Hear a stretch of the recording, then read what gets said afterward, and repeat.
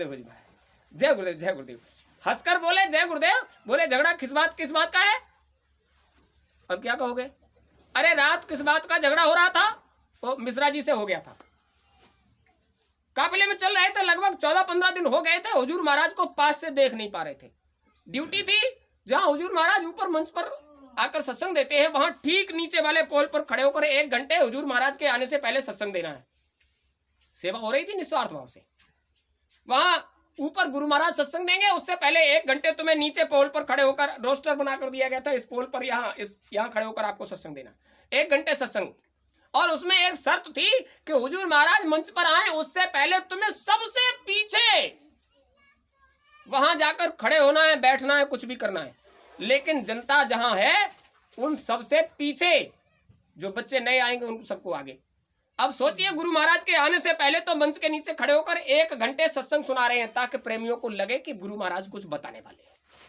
और गुरु महाराज ऊपर से इशारा हुआ तो आप उनके आने से पहले चले जाइए बिल्कुल पीछे।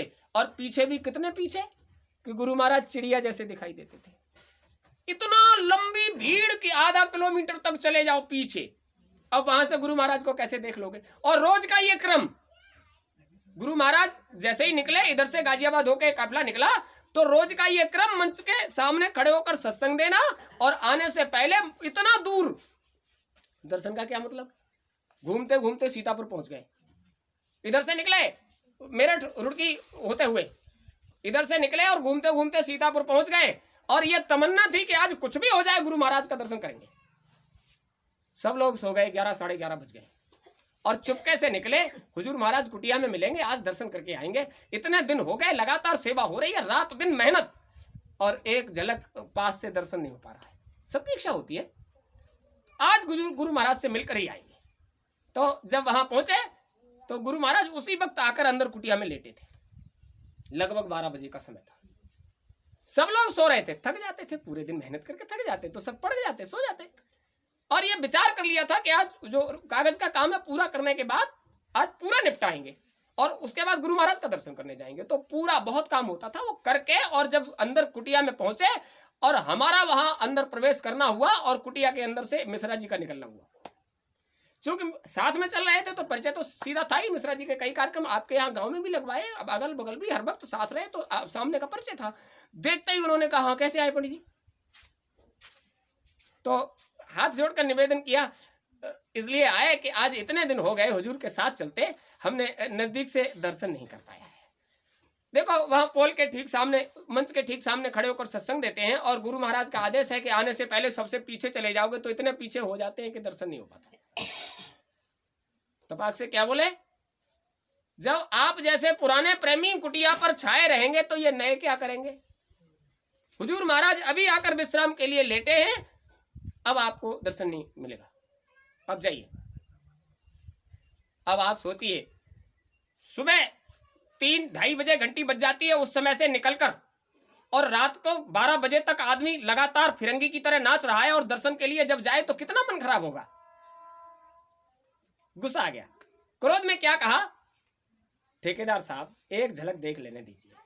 आप तो गुरु महाराज के दर्शन कराने के ठेकेदार हो गए ना, गुरु महाराज आ गए, हम तो केवल एक झलक देखना चाहते हैं। बोले नहीं, अब नहीं होगा। प्रेमियों का भी मामला ये, जो संपर्क में पहुंच जाता है उसके हाव भाव आचरण व्यवहार में परिवर्तन हो जाता है। अरे ठेकेदार साहब एक झलक। बोले आपसे कह दिया, आप समझते नहीं हो बात को। अभी हुजूर महाराज आकर लेटे हैं और अंतर कितना था, केवल कपड़े का पर्दा, गुरु महाराज अंदर हम बाहर, अंतर कितना था। आवाज तो जा ही रही थी और जिरह हो रही थी। तो इतना क्रोध आ गया कि देखो घड़ी में 12 बजे के बाद का समय है और पूरे दिन सेवा करते हैं, ये सब करते हैं, दर्शन नहीं होता, और इसलिए आए अकेले बिल्कुल कि एक झलक दर्शन करके आए। और आपके ठेकेदारी में और हम कुटिया से वापस जा रहे हैं।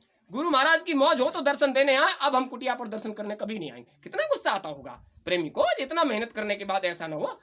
चले आए, सुबह ही सुबह गुरु महाराज आए और शटर वाली मारुति कभी नहीं बैठे देखा हमने उसमें। और जैसे ही नीचे से ऊपर आश्रम की तरफ चढ़े, बुरिया आश्रम सीतापुर, जैसे ही चढ़े वैसे ही टेंट के पीछे से होकर गाड़ी निकली और शटर खुला और हुजूर महाराज के पास इतनी बड़ी छड़ी काली, उन्होंने ऐसे करके लगाई, वो हाथ में कागज पकड़े थे, यहां लगाई, ठहरो, हड़बड़ा गए। वो पत्रावली जो हाथ में थी ऐसे पकड़ के, जय गुरुदेव जी महाराज, जय गुरुदेव। ये क्या है हुजूर? ये पत्रावली है। दिखाओ। ले ली और लेकर उसको ऐसे पलट कर देखा, क्योंकि रात को ही सारा काम निवृत्त कर दिया गया था। ट्रेंड किया जाता है, ट्रेनिंग दी जाती थी आपको, ऐसे ऐसे करना है, ऐसे ऐसे सारा काम। देखकर बोले देखो इसको कहते हैं सेवा, ऐसे होती है। बहुत बढ़िया। कहाँ जा रहे हो? हुजूर ये भर गई है, दूसरी लेने जा रहे हो। अच्छा अच्छा, ठीक ठीक। झगड़ा किस बात का? लड़ाई क्यों लड़ रहे थे? हुजूर हम किससे लड़ रहे थे? रात मिश्रा जी से क्या बात थी? बोलिए कपड़े का पर्दा पड़ा हुआ है, अंदर गुरु महाराज, आप बाहर हो, दिखाई नहीं दे रहा। हुजूर महाराज गाड़ी लेकर आए, रोक कर कहा झगड़ा किस बात का? आप हमारा दर्शन करो, हम आपका दर्शन कर रहे हैं। झगड़े की क्या बात है? हुजूर झगड़े की क्या, इतने दिन हो गए। अब वहाँ मंच के ठीक सामने पोल पर ड्यूटी है, वहाँ सत्संग देते हैं और आपके आने से पहले इतना दूर पहुँच जाते हैं। दर्शन की तड़प थी, हम रात को 12 बजे के बाद दर्शन के लिए गए तो उन्होंने नहीं जाइए ही मत, कहीं मत जाइए, अपने बच्चों का दर्शन करने और दर्शन देने हम खुद आते हैं। देखो आ गए, आ गए। हाँ हुजूर आ गए। तो आप किसी से मत झगड़िए, ये हमारा आपका काम जो है वो बड़ी मेहनत का है, इसमें झगड़े का कोई काम नहीं। क्रोध को पी जाओ, झगड़ा मत करो, क्रोध को पी जाओ। देखो हम दर्शन देने आ गए, हाँ हुजूर आते हैं। इससे भी अच्छा हो सकता है, हम तुम्हारा दर्शन कर रहे हैं, तुम हमारा दर्शन कर रहे हो। हाँ हुजूर वो तो है। अच्छा अब ये पत्रावली ले जाओ, अब निकलने का समय हो रहा है। ये पत्रावली ले जाओ, वहां जमा करके दूसरी ले आना, और झगड़ा किसी से करना मत। हम सबका दर्शन करते हैं और सबको दर्शन देते हैं। संतुष्ट कर दिया? आप कहते हो बात नहीं करते। तड़प पैदा करो। हुजूर महाराज चल कर आए, वो किसान के पास चले गए थे गुरु महाराज। गाड़ी को इतनी देर तक चलाते रहे कि चलाने वाला ताज्जुब कर रहा था कि कहाँ ले जाएंगे अब। अचानक से खेत के पास जाकर उन्होंने रोक लिया, यहीं रुक जाइए, यहाँ आप खड़े रहिए, हम अभी आते हैं। तौलिया कंधे पर डाला, गुरु महाराज चले गए। 2 खेत दूर पर एक किसान हल चला रहा था, उस किसान के पास जाकर कहा रुक जाओ रुक जाओ। देखकर गुरु महाराज को उसने हल छोड़ दिया, इधर आओ इधर आओ। उसकी मेड़ पर एक पेड़ खड़ा हुआ था, हुजूर महाराज ने तौलिया बिछाया और उससे कहा इधर बैठ जाओ। आधे पर खुद बैठ गए, उसको बिठा लिया और उससे बोले बच्चा हम जान रहे हैं तुम यहां से वहां आश्रम तक नहीं आ सकते, तुम्हारे पास इतना धन नहीं, खर्च करके आ जाओ, पेट पालना मुश्किल होती है, और तुम्हारी तड़प देखकर हमसे नहीं रहा गया, इसलिए हम खुद ही चले आए। क्या देखकर नहीं रहा गया? तुम्हारे अंतर की तड़प देखकर हमसे नहीं रहा गया, इसलिए हम खुद ही चले आए। तड़प पैदा करो। आप बात करने की बात करते हो। सैफई में जब काफिला समापन हो रहा था, गुरु महाराज ने उंगली उठाकर कहा था दिनेश भाई साथ में पूछ लेना, ए बच्चा घर नहीं जाओगे? क्योंकि हम लोगों ने गाड़ी तलाश ली थी घर आने के लिए। हुजूर महाराज ने उंगली उठाकर कहा, हमने कहा दिनेश भैया देखो गुरु महाराज क्या कह रहे हैं। उंगली उठाकर कहा घर नहीं जाओगे, हमारे साथ मथुरा चलो, यहाँ समापन नहीं होगा, समापन मथुरा होगा। हमने कहा दिनेश भाई अब नहीं जाएंगे, गुरु महाराज मथुरा ले जाना चाहते हैं, हम तो मथुरा जाएंगे। चलो भाई, वो भी मजबूर हो गए। हम लोग दूसरी गाड़ी, उधर जाने वाली किसी गाड़ी को पकड़कर मथुरा पहुंचे, और जब वहां पहुंचे तो देखिए इधर आने के लिए कहा तो समापन वहां होगा, तो समापन तो कुछ हुआ नहीं। हम लोग इधर आने के लिए तैयारी कर रहे थे, मथुरा आ गए और कुछ हुआ नहीं। तो वहीं छोटे वाले मंच पर अंदर प्रांगण जो है वहीं पर बैग रखे खड़े थे, तो हमने कहा दिनेश भैया तलाश लो कोई गाड़ी अपनी तरफ जाने वाली मिल जाए। वो निकल कर जा रहे थे गेट की तरफ, अचानक से छोटे मंच के बगल में जो छोटा गेट है फट्टे का, वो खोलकर गुरु महाराज निकल कर आए और उन्होंने आवाज लगाई, बच्चा इधर आओ इधर आओ। जैसे ही हमारी दृष्टि पड़ी, हमने आवाज लगाई दिनेश भैया गुरु महाराज बुला रहे हैं, और 2 बैग थे हम लोगों के, वो हम लेकर भागे। गुरु महाराज मंच के नीचे खड़े थे। जब तक हम 20-50 कदम भागकर वहां पहुंचते, तब तक गुरु महाराज खट खट खट खट खट खट सीढ़ियां चढ़े और घूमकर नंगे तख्त पर, कुछ भी नहीं बिछा हुआ था, ऐसे नंगे तख्त पर बैठ गए, मंच वाले तख्त पर। बैग रखकर जब हमने देखा तो गुरु महाराज दिखाई नहीं दिए। गुरु महाराज ने कहा बच्चा इधर देखो इधर। ऊपर देखा तो गुरु महाराज, लगा कि गुरु महाराज वहां से हटे हैं। जिन गुरु महाराज को 4-4, 6-6 लोग पकड़कर चलाते थे, वो गुरु महाराज बच्चा क्या चढ़ेगा, खट खट खट खट खट खट चढ़कर एकदम बांह पकड़कर चलाते थे लोग। मां साहब थे हमारे साथ, पूछो इनसे, पकड़ पकड़ कर चलाते थे वो गुरु महाराज। हम दौड़ कर गए और हमें पता नहीं चला कि खट खट खट खट इतनी जल्दी चढ़कर और मंच पर बैठकर बोले इधर देखो इधर, और चश्मा निकाला ऐसे साफ करके और लगाया और बोले अब बताओ मैं कैसा लग रहा हूं। ये होती है मौज। तड़प पैदा करो।